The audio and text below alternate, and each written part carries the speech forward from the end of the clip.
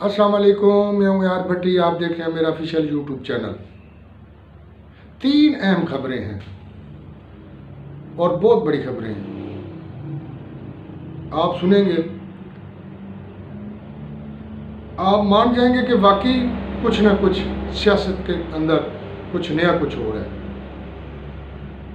पहली खबर, पीटीआई कौमी असम्बलियों से इस्तीफे दे।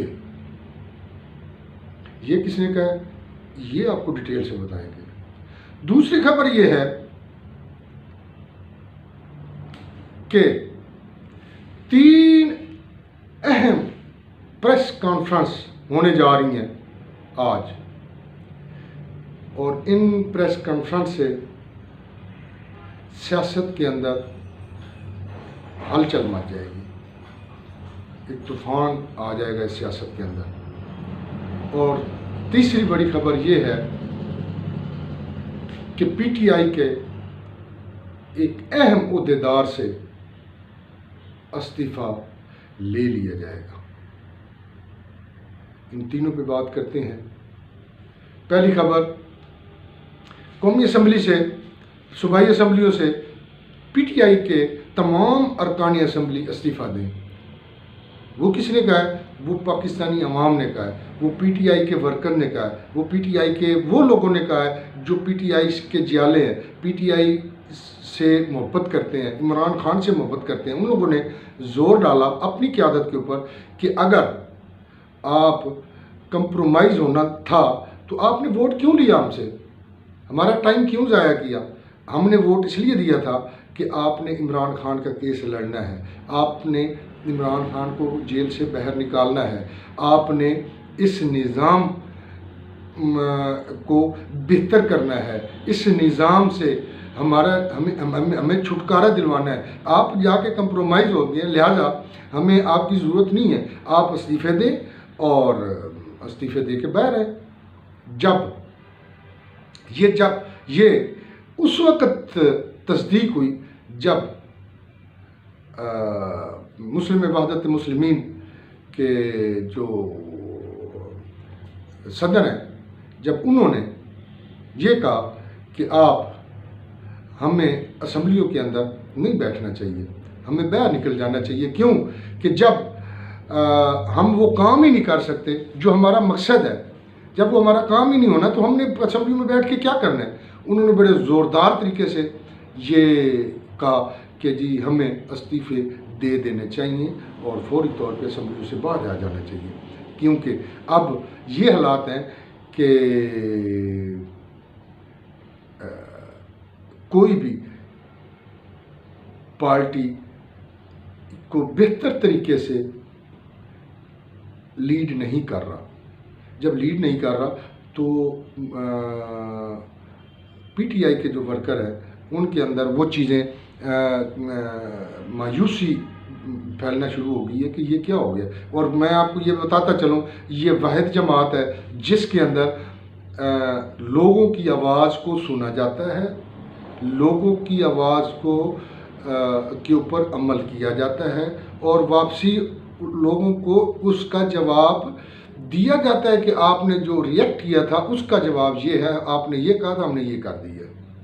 ये पहली जमात है। इससे पहले किसी जमात के अंदर ये टर्न नहीं है, ना ही किसी की बात। वो चंद अफराद हैं जो बैठ के फैसला करते हैं पार्टियों के, और उसके ऊपर तमाम के ऊपर ये अमल हो जाता है जी कि तो पूरी पार्टी इसके मुताबिक चलेगी।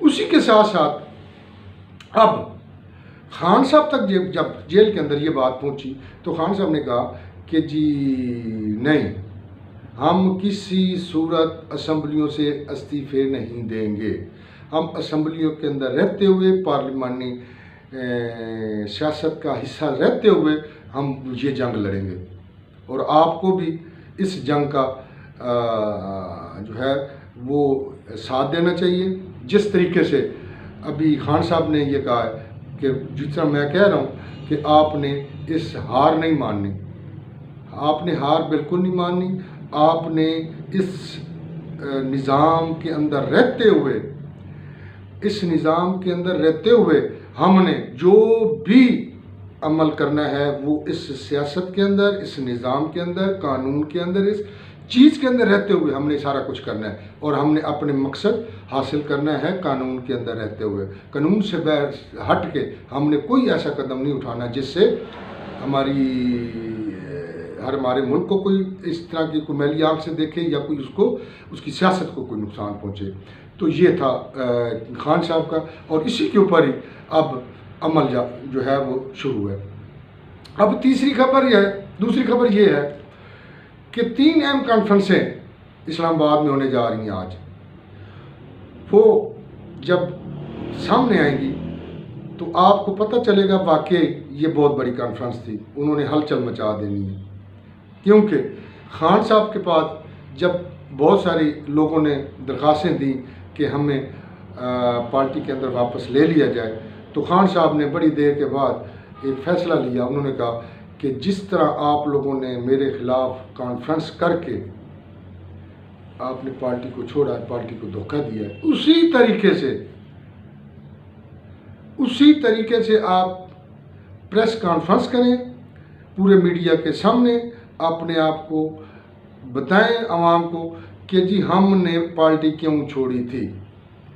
जब वो आप कॉन्फ्रेंस करेंगे तो ज़ाहिर है पीटीआई के लोग तो तैयार बैठे होते हैं, वो फौरी तौर पर रिएक्ट करेंगे, उसका हर तरफ से उसका जवाब आएगा कि आपने सही किया या गलत किया।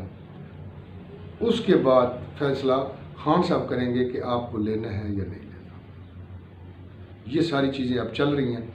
उसी के साथ साथ तीसरी खबर ये है, पीटीआई के अंदर एक अहम ओहदेदार को अपनी नशिस्त से फारिग कर दिया जाएगा चंद दिनों में, चंद घंटों में। आप ये इंतज़ार कीजिएगा, अगले ब्लॉग में आपको बताएंगे किसको फारिग किया जा रहा है, उसका नाम भी बताएंगे, पूरी तफसील बताएंगे और किस वजह से वो उसको पार्टी से ओहदे से फारिग किया जा रहा है, पूरी तफसील आपको बताएंगे। अगले ब्लॉग का इंतज़ार कीजिएगा। तब तक के लिए मुझे इजाज़त दीजिए। अल्लाह हाफ़िज़।